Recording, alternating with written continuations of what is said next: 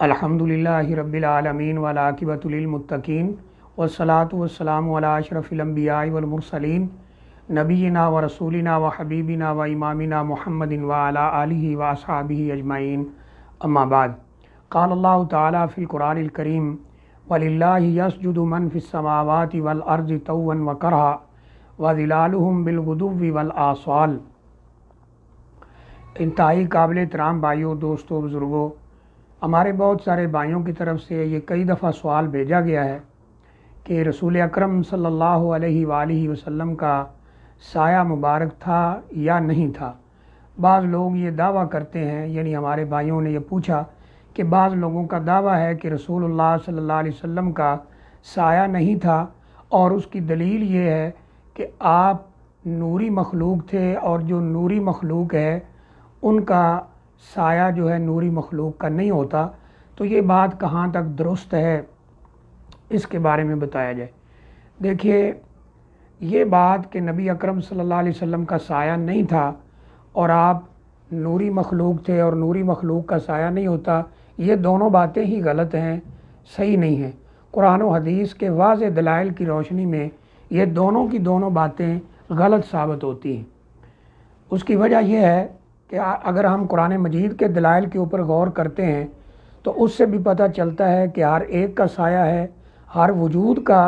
سایہ اللہ تعالیٰ نے بنایا ہے، اور حدیث شریف کے دلائل کے اوپر بھی غور کرتے ہیں تو یہ بالکل واضح ہو جاتا ہے کہ رسول اللہ صلی اللہ علیہ وسلم کا سایہ تھا، اور یہ بھی ثابت ہوتا ہے کہ جو نوری مخلوق یعنی فرشتے ہیں ان کا بھی سایہ ہے۔ یہ دونوں باتیں قرآن اور حدیث میں بالکل واضح انداز میں ثابت ہیں۔ اب پتہ نہیں جو بھائی یہ دعویٰ کرتے ہیں کہ آپ کا سایہ نہیں تھا،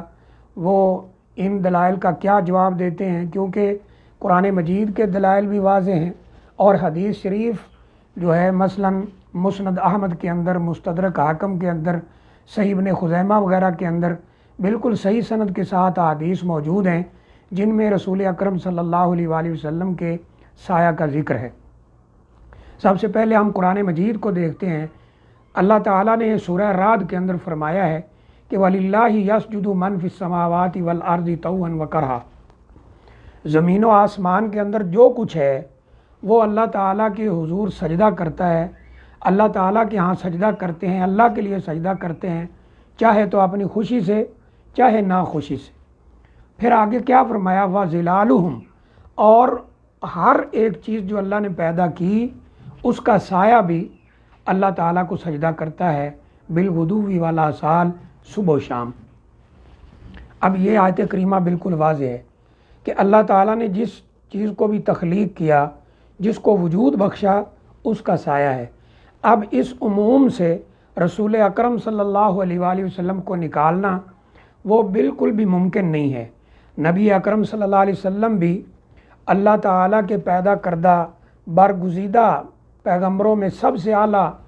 مقام رکھنے والے پیغمبر ہیں، رسول ہیں صلی اللہ علیہ وآلہ وسلم۔ آپ کا مقام اور مرتبہ سب سے اعلیٰ ہے۔ جیسے حجر اسود بنیادی طور پر ایک پتھر ہے لیکن دنیا کے پتھروں سے اعلیٰ ہے، جیسے زمزم بنیادی طور پر ایک پانی ہے لیکن دنیا کے پانیوں سے اعلیٰ ہے، اسی طرح نبی اکرم صلی اللہ علیہ وسلم کو بھی اللہ نے پیدا کیا، اللہ تعالیٰ نے بنایا، تخلیق کیا۔ آپ کا بھی سایہ اسی طرح ہے جس طرح اس آیت کریمہ میں دیگر تمام چیزوں کے سائے کا ذکر ہے۔ ایک اور جگہ پر اللہ نے قرآن مجید کے اندر فرمایا ہے،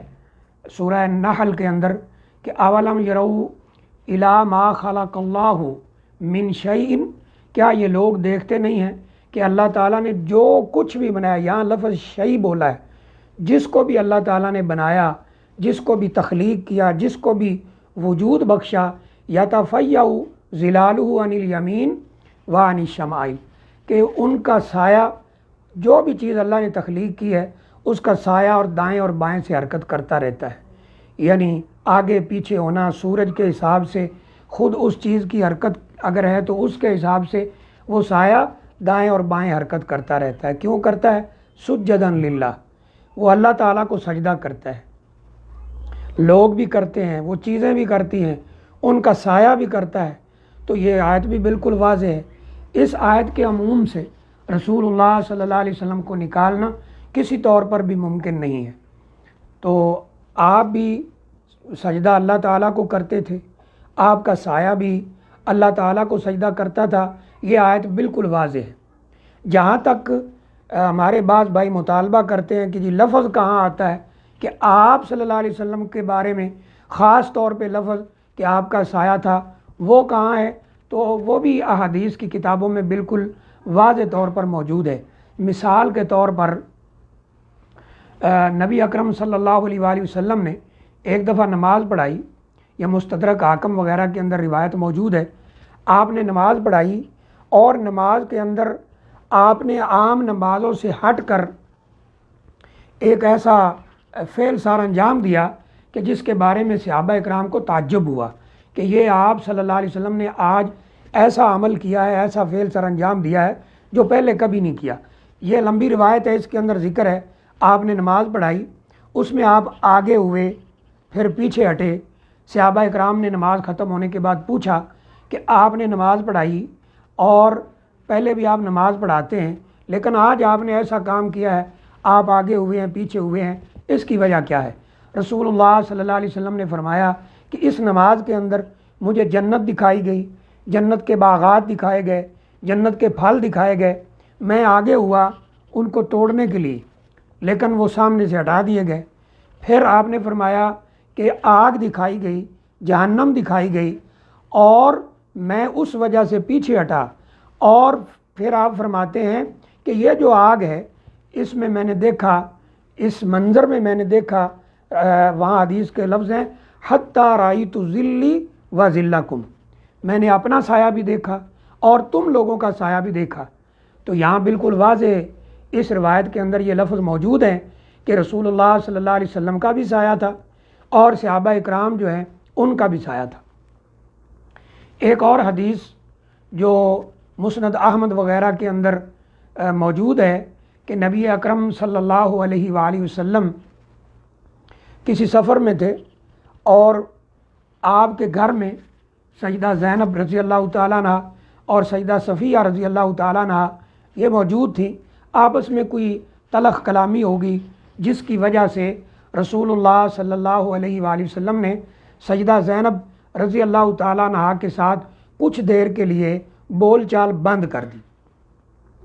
آپ نے ان کے حجرہ میں یا ان کے گھر میں جہاں وہ تھی جانا چھوڑ دیا۔ اب وہ کہتی ہیں، جو مسند احمد کے اندر لفظ ہیں وہ یہ ہیں کہ فلما کان شہر ربیع الاول، جب ربیع الاول کا مہینہ آیا تو یعنی داخل علیہ رسول اللہ صلی اللہ علیہ وسلم ان کے پاس آئے، فرات ذلہ، انہوں نے آپ کا سایہ دیکھا۔ یہ بالکل واضح لفظ ہیں۔ اور ایک روایت میں یہ لفظ ملتے ہیں کہ میں اپنے گھر میں بیٹھی تھی،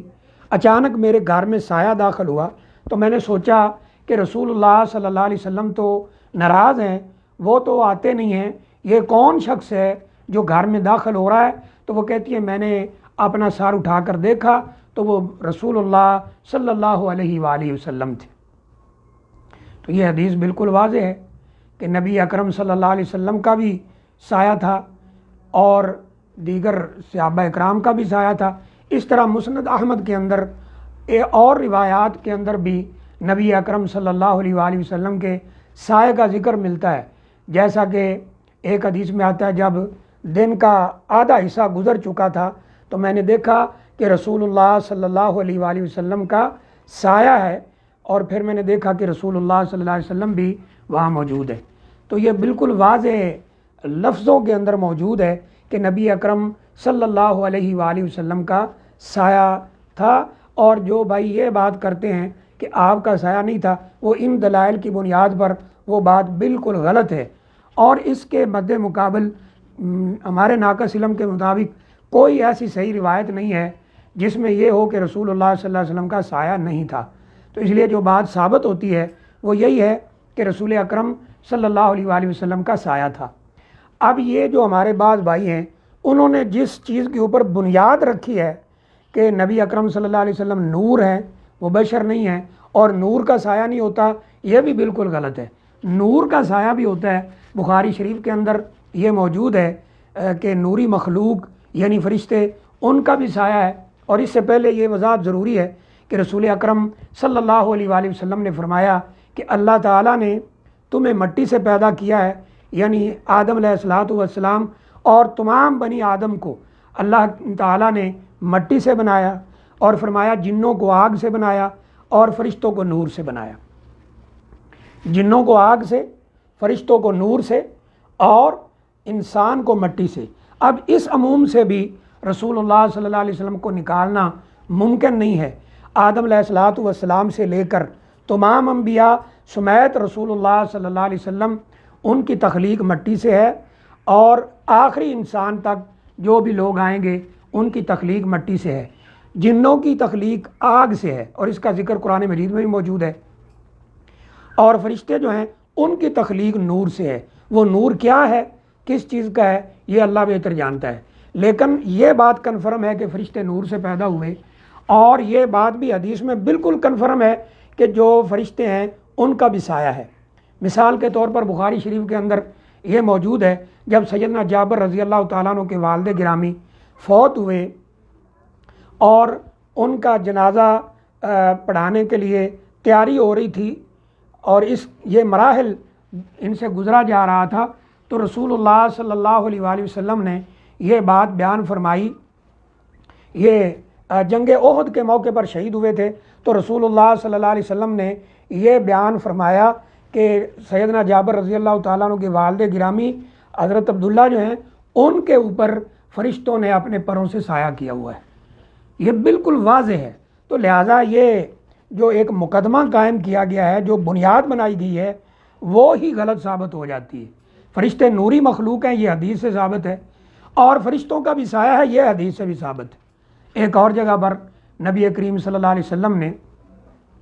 دین کا علم پڑھنے والے یا دین سیکھنے سکھانے والوں کا ذکر کرتے ہوئے فرمایا کہ ان کو فرشتے اپنے پروں کے سائے میں لے لیتے، اور اس طرح یہاں سیدنا جابر رضی اللہ تعالیٰ عنہ کے والد گرامی جو ہے ان کا ذکر آپ نے فرمایا کہ فرشتوں نے ان کو اپنے پروں کے سائے میں لے رکھا ہے۔ تو فرشتے نوری مخلوق ہیں، نوری مخلوق کا بھی سایہ ہے، تو اس لیے یہ بات بھی صحیح نہیں ہے کہ نوری مخلوق کا سایہ نہیں ہوتا، نوری مخلوق کا بھی سایہ ہے۔ اس طرح ایک عقلی سی بات ہے، تجربے کی بات ہے، آگ اگر جلائی جائے، اس کے ساتھ ایک اور تھوڑے سے فاصلے پر آپ آگ جلا کر تجربہ کر لیں کہ جو دائیں آگ جل رہی ہے اس کے حساب سے بائیں آگ کا عکس اور سایہ آپ کو نظر آئے گا، اور جو بائیں طرف جلائی گئی ہے اس کی وجہ سے آپ کو دائیں سائیڈ والی جو آگ ہے اس کا سایہ اور عکس نظر آئے گا۔ تو اس لیے یہ بات بھی صحیح نہیں ہے۔ جو ایک روایت پیش کی جاتی ہے کہ نبی اکرم صلی اللہ علیہ وسلم نے فرمایا میں نور تھا اور اس نور سے مجھے پیدا کیا گیا اور آپ کا سایہ نہیں ہے، یہ وہ ہے، وہ بالکل روایت یعنی ضعیف سے بھی ہٹ کر موضوع ترین یعنی بالکل جھوٹی من گھڑت روایت ہے، اس کی کوئی حیثیت نہیں ہے۔ قرآن و حدیث کے واضح دلائل میں یہ بات بالکل روشن ہے کہ رسول اکرم صلی اللہ علیہ وسلم کا سایہ تھا۔ یہ دعویٰ کرنا کہ آپ کا سایہ نہیں تھا یہ بالکل غلط ہے، یا یہ دعویٰ کرنا کہ آپ کو نور سے بنایا گیا اور نوری مخلوق کا سایہ نہیں ہوتا، یہ بات بھی غلط ہے۔ اس دعوے کا پہلا حصہ بھی بالکل غلط ہے اور دوسرا بھی بالکل غلط ہے۔ صحیح بات یہ ہے کہ رسول اللہ صلی اللہ علیہ وسلم کا سایہ تھا، قرآن کے عمومی دلائل سے اور حدیث شریف کے خاص دلائل سے یہ ثابت ہے کہ نبی اکرم صلی اللہ علیہ وآلہ وسلم کا سایہ تھا، اور یہی بات صحیح ہے۔ واللہ اعلم بالصواب۔ السلام علیکم ورحمۃ اللہ وبرکاتہ۔